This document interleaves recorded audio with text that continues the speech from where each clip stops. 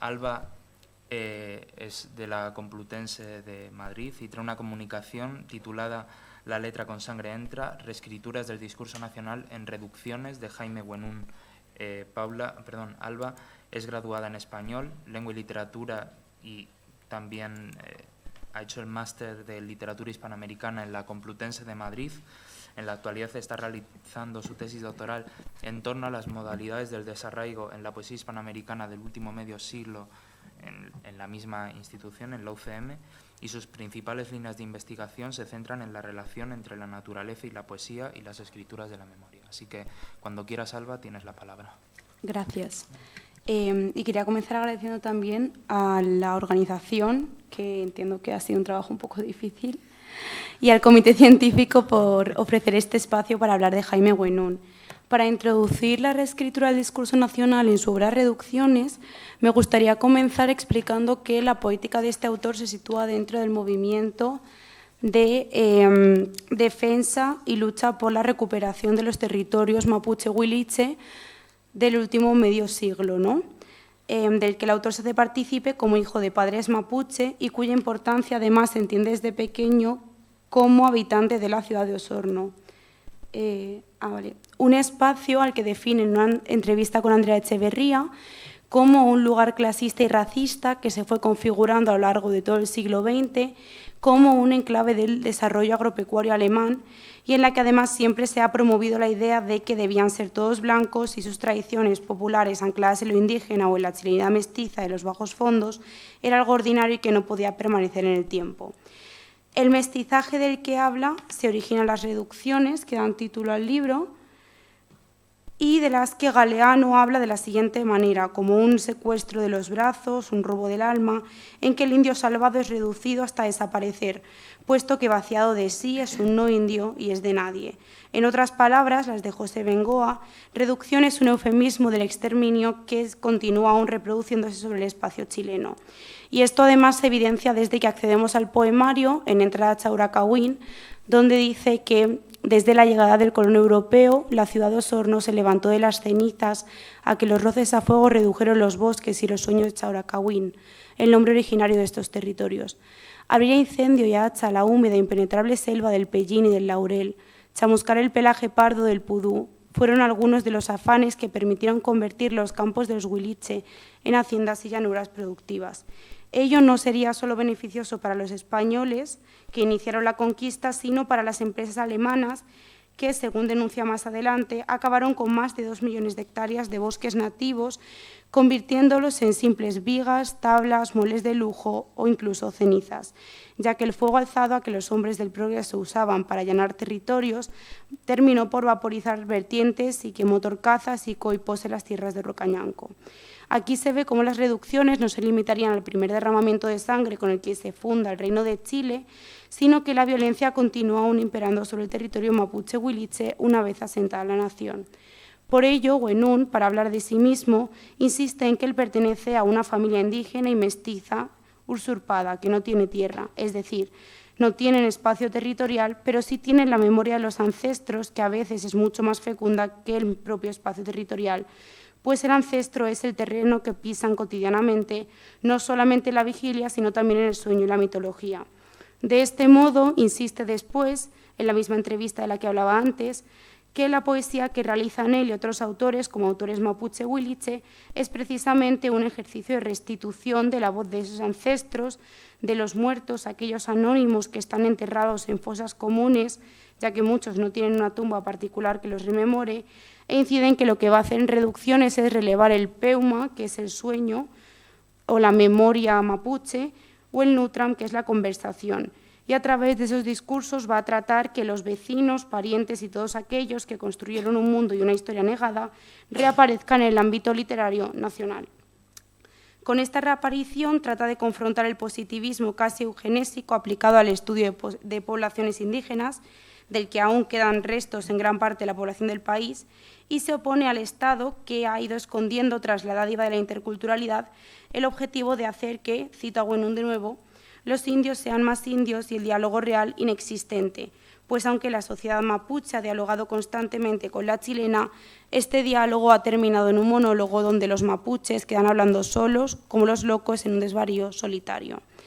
Por ello, para llevar a cabo su objetivo, Güenún va a abordar en sus reducciones lo que Sergio Mansilla define como una propuesta de superación de las reducciones históricas de las que el pueblo mapuche habría sido víctima mediante la expropiación y que además va a llegar de la mano de un sujeto que se reconfigura por medio de sus despojos, la memoria mapuche y los relatos orales adquiridos, pero también el propio discurso nacional que ha ido marcando precisamente esa pervivencia de la eugenesia, ¿no?, en la nación. A partir de aquí lo que va a hacer es insertar aquellos elementos que habían quedado exentos, pero también confrontar el archivo en sí por medio de lo que Andrés Tello define como enarchivismo, que es un movimiento que opera justamente en el trastorno de ese estado de normalidad que parece determinar hoy nuestra experiencia del mundo, haciendo uso de los mismos aparatos y tecnologías del poder, la voz de mando y la documentación oficial, cuyo resultado deconstruye la polaridad civilización-barbarie, desestabilizando la hegemonía de la trama histórica y desenmascarando la violencia institucional ejercida por la empresa de la conquista. En reducciones, el archivo fundador del discurso nacional va a ser reconfigurado por 3 medios: el trabajo y la resignificación de los textos canónicos, la desacralización de la institución museística y, finalmente, va a incluir aquellos archivos que habrían quedado exentos, bien por pertenecer a la oralidad o bien por ser calificados, ¿no?, de indígenas, que al final pues, todo el prejuicio continúa reproduciéndose. Entonces, bueno, en primer lugar, el trabajo con los textos canónicos se va a presentar desde Entrada Chauracawin, que veíamos que era ese primer poema, en el cual insiste en que Chauracawin es el nombre originario de los territorios y con ello problematiza lo así establecido, bautizado, legalizado por la hegemonía y su lengua, el castellano. El acto de desenterrar el nombre ancestral del pueblo va a llevar consigo un cuestionamiento de la toponimia impuesta una vez que se funda la nación como Reino de Chile, y este mismo ejercicio de revalorización de los nombres impuestos tras la conquista va a ser repetido múltiples veces, como en este otro poema, Conversación en la Casa del Águila, que está en la penúltima sección, en el cual lamenta que Rucañanco es ahora Freire, un pueblo de 5.000 habitantes con una plaza de árboles extranjeros en su corazón. Posteriormente, continúa trabajando con la oposición entre la lengua del opresor y la del oprimido, en esta primera sección, desplegándose una serie de poemas enunciados desde la posición dominante, como Malocas, donde el conquistador cuenta cómo los indios heridos balbucean la idioma de la muerte, o Chesungun, que es un poema en el que lo que hace básicamente es recuperar un dialecto propio del mapudungún, que es la lengua que tenían los hablantes de Chile hasta finales del siglo XX, y en el que se reproduce el discurso inquisitorial, en el cual dice: «Quitar abre de cuajo el cordón de este idioma y entrañar en sus testas el alma y la verdad». Con ello muestra que las reducciones alcanzarían también un plano lingüístico y, por lo tanto, epistemológico, en tanto que el colono europeo lo que hace es degenerar la alteridad, puesto que no calza con su marco de ideas. Y Güenún condena la diferencia incluso cuando se trata, ¿no?, señala cómo se condena la diferencia incluso cuando se trata del champurria, que si lo veis aparece en esa esquinita en una tabla de fe de ratas en la cual se reproducen algunas palabras de este dialecto que habría surgido de la combinación del castellano, el alemán y el mapudungún, y que al final, por ser parte de esa heterogeneidad que nace del mestizaje, ha sido rechazado continuamente. Más allá de la problematización del discurso nacional por medio de la lengua del opresor y el oprimido, Güenún lo que hace también es poner en jaque el archivo por medio de la resemantización de algunos textos fundacionales. El autor va a generar un collage de diferentes fragmentos de la literatura chilena, dispuestos de forma cronológica con el fin de elaborar un relato paralelo al asumido por el Archivo Nacional. Esto se observa en la combinación de textos como el Sermón de la Lengua de Chile de Luis de Valdivia, la Plática sobre la muerte y el infierno de Fray Antonio Hernández de Calzada o las preguntas del misionero, en las que de nuevo se está reproduciendo este interrogatorio en torno a la cristiandad, ¿no? Y finalmente está el poema que a mí me parece el más gracioso, ¿no?, que es Alonso Ercilla fuma y parlamenta frente al levo alzado de Chauracawin, que es una versión apócrifa de la Araucana, ¿no?, que sería el texto con el que se habría fundado el relato épico de la nación chilena. Lo que hace Mansilla es que explica que Güenún capta y reproduce no solo la forma de estas voces militares y religiosas de soldados y frailes españoles que se adentraron por el territorio huiliche, sino su fondo, que sería el archivo mismo, y nos permite juzgar el habla del dominador, pero también tomar conciencia de la ausencia de la alteridad huiliche destruida y silenciada, aquella parte que no está alojada sino en la memoria desarchivada de la muerte producida por la invasión colonizadora del proyecto civilizatorio. En este proceso se reafirma el carácter posnacional del poemario, puesto que lo que está haciendo es desacralizar precisamente aquellos componentes o mitos que se habían vinculado a la conformación del nacionalismo chileno. La desacralización del archivo continúa, como decía antes, por medio del cuestionamiento de la institución museística en la tercera sección, que es 4 cantos funerarios. Andrés Tello señala la importancia del museo como un espacio en el que se genera relato nacional, al ser estos lugares donde se implantó, organizó y mostró el archivo occidental, pero también como espacios en los que coleccionar, clasificar los artefactos del mundo no europeo. En este caso, la denuncia se dirige al Museo de La Plata, que durante años expuso restos indígenas como los de estas fotografías. Los humanos aquí expuestos habrían sido primeramente adquiridos en expediciones, aún con vida, y luego llevados al sótano del museo, donde habían sido obligados a vivir pasando hambre, simplemente como objetos de estudio, para finalmente terminar muriendo y siendo expuestos como un documento antropológico en las vitrinas del museo. Con todo ello, lo que funciona como un documento que forma lo que está dentro y fuera de la nación, un documento que en teoría nos ayuda a ordenar la civilización, como diría Walter Benjamin, termina revelándose como un archivo de barbarie, que en este caso escondería el genocidio que se está perpetuando en este momento a lo largo de Argentina. Por esto mismo, Güenún tiene la necesidad de exponer estecolas de fotos y extractos de documentos relativos a los nombres, descripciones físicas y anotaciones de la muerte de los 3 indígenas para restituir el recuerdo de quien quedó sin voz ni alma en la vitrina del museo y denunciar a aquellos incapaces de ver un alma en medio de los cadáveres como Hans Virchow, o los que, sin pudor alguno, obligaron a Maiskencis, que es el tercer canto, a trabajar con restos indígenas como auxiliar del museo para finalmente terminar también con su cerebro y su esqueleto en las vitrinas arqueológicas. Sobre esta sección del libro, Andrea Echeverría afirma que se trata de un proceso en el que el sujeto poético no solo está recuperando la memoria de estos indígenas, sino que está haciendo de orador del ampulún,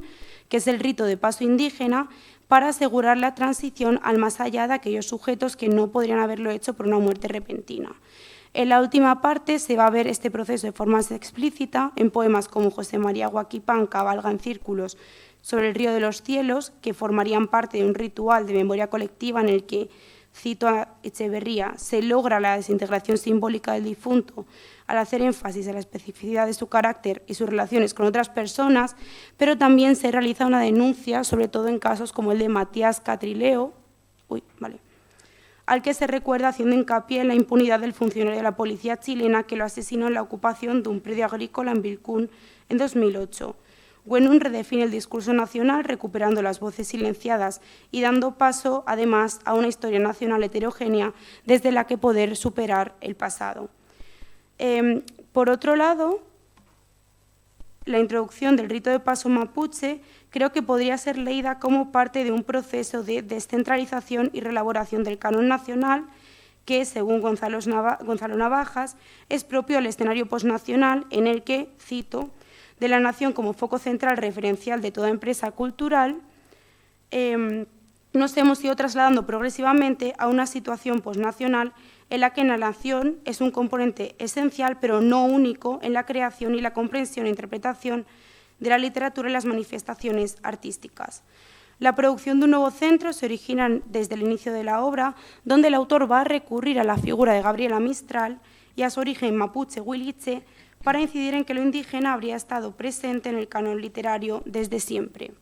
Güenún recuerda cómo su abuela le revela de pequeño que un árbol ya entonces polvoriento y moribundo, desflorado para siempre en la raíz y el agua, era el canelo que Lucila Godoy, Gabriela Mistral, había plantado en la señorial plaza de armas de la ciudad de Osorno. Un canelo que además no parece casual que aparezca aquí, puesto que en la cosmogonía mapuche está asociado al bien, la paz y la justicia, y que en este caso estaría invitando tanto al chileno como al lector a formar parte del diálogo. Posteriormente, este proceso se va a completar con la inclusión de una serie de poemas breves, epigramas, en los que va a estar incluyendo dentro del nuevo archivo que quiere generar otras fuentes, ¿no? En este caso va a incluir textos que aparecen tanto en castellano como en mapudungún dentro de la sección envíos, en los que se exponen imágenes más próximas al sueño, a lo profético, para narrar la transición de las reducciones originarias, las de la conquista, hasta las más próximas al autor. Desde poemas como Negra golondrina, Sales de mi sueño y entras en la tierra sin voltear, en el que la transición del sueño, en este caso la memoria, a la tierra, puede leerse como el acto de enterrar la memoria ante el desastre, hasta este otro epigrama con el que concluye la sección, denunciando la masacre indígena transcurrida en Rucamañío, Casa de los Bosques, ensangrentados en 2002. Junto a estos envíos, la revalorización de la lengua y la cultura mapuche se replica en lo que Martina Bortiñón define como archivos del amor, los poemas de ceremonias en los que Huenún se propone transponer a la dimensión del poema ciertas costumbres distintivas, ciertas creencias y rituales presentes en la cotidianidad de sus integrantes, rasgo que se manifiesta en la regular remembranza e invocación de los antepasados y en el diálogo físico y espiritual con los diversos ámbitos naturales. Esto se observa en los poemas que dedica al Huetripantu, el Año Nuevo Mapuche, cuya pervivencia en locales como Punotro, Osorno, Costa del Río Branco o Pucatrihue resalta desde entrada a Chauracahuín, o en este otro poema, Marera,